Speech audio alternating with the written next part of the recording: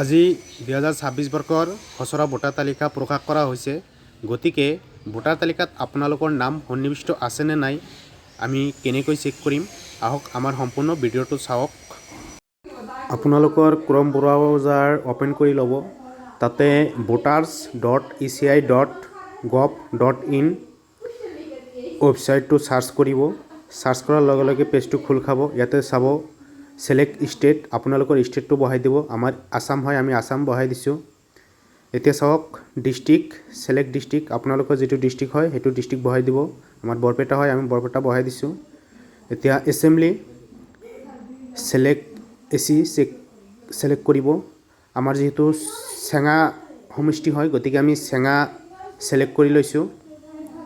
চাওক আপোনালোকে ইয়াতে কেপচা দিয়া আছে, কেপচাটো সোঁফালে থকা বক্সত বহাই দিব।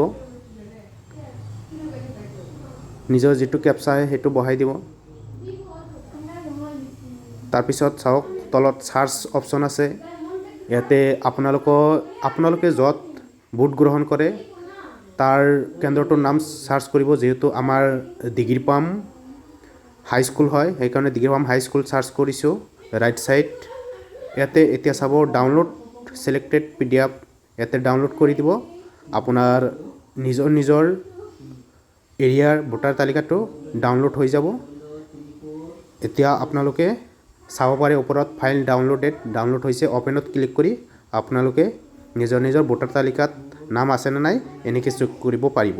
এনেকুৱা ধৰণৰ আৰু ভিডিঅ' পাবলৈ আপোনালোকে এই ভিডিঅ'খন যিমান পাৰে শ্বেয়াৰ কৰি দিব।